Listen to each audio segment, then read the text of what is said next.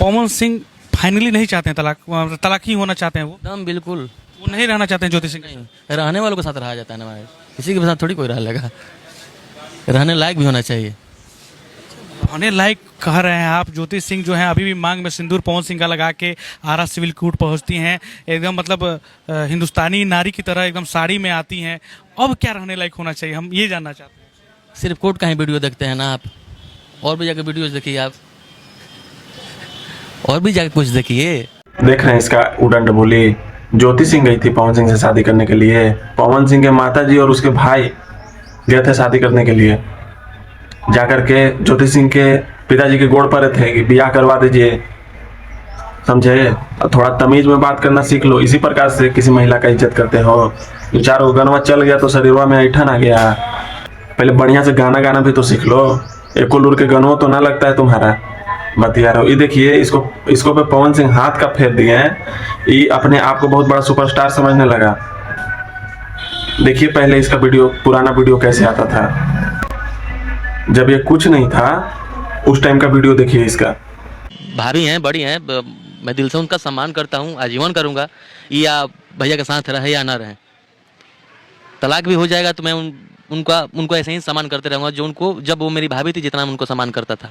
ये वीडियो उस वक्त का है जिस वक्त ज्योति सिंह और पवन सिंह एक होने के कगार पे थे। तो इसको तो लग रहा था कि अब तो मेरा फ्यूचर बर्बाद है, तो तलवा चाटना शुरू कर दिया कि इधर से भाभी के बड़ाई और उधर से भैया के बड़ाई कर देते हैं। और अब देखिए किस प्रकार का ये भाषण दे रहा है, समझ में आ रहा है। अरे यूज करना तो तुम लोग से बेहतर कोई जनबे नहीं किया। चुनाव जब लड़ना था पवन सिंह के, ज्योति सिंह के लेकर के गए, सिंदूर लगाते हुए वीडियो बनाए और तुम अपना स्टेटमेंट दिखाइए दिए वीडियो में। वो कहावत है, रघुकुल रीत सदा चली आई, प्राण जाई पर वचन न जाए। तुम लोग जो टाइटल में सिंह लगाते हो ना, उसको लगाना छोड़ दो। बात के कोई वैल्यू नहीं है, बात के कोई वजन नहीं है। लेकिन एक चीज याद रखना कि ऊपर वाले के लाठी में ना आवाज नहीं होता है। जिस दिन पड़ेगा ना उस दिन सुन्न पड़ जाओगे। जो जितना तुम पावर और पैसा रुतबा का धौस दिखा रहे हो ना, सब धरा के धरा रह जाएगा। मतलब बताइए, देख रहे हैं किस प्रकार से इज्जत कर रहा है एक महिला के। कल के डेट में गोड़ पड़ता था, भाभी हैं, बड़ी हैं, आज वो दुश्मन हो गई ऐसे। अरे तुम लोग तो सामने आने से भी डरते हो। काहे नहीं सामने आके पवन सिंह कन्फेस कर लिए। ये बिल्कुल गलत हो रहा है और एक नारी के लिए ऐसा अभद्र टिप्पणी हम बिल्कुल नहीं सुन सकते हैं। अगर आप लोग को लगता है कि हम थोड़ा सा भी सही बोले हैं तो इस वीडियो को ज़्यादा से ज़्यादा शेयर कीजिए और ऋतिक सिंह को बाइकआउट कीजिए। कोई इसका गाना नहीं सुनना है, किसी को नहीं। ऐसू गाना में कोई काम का नहीं रहता है, खाली जातिवादी गाना गाता है। ज्योति सिंह के थोड़ा सा भी मदद करना चाहते हैं तो वीडियो शेयर करके पहुंचाइए इसको तक। इन लोग लोकेशन खेलने का बहुत ज़्यादा शौक है इन लोग को।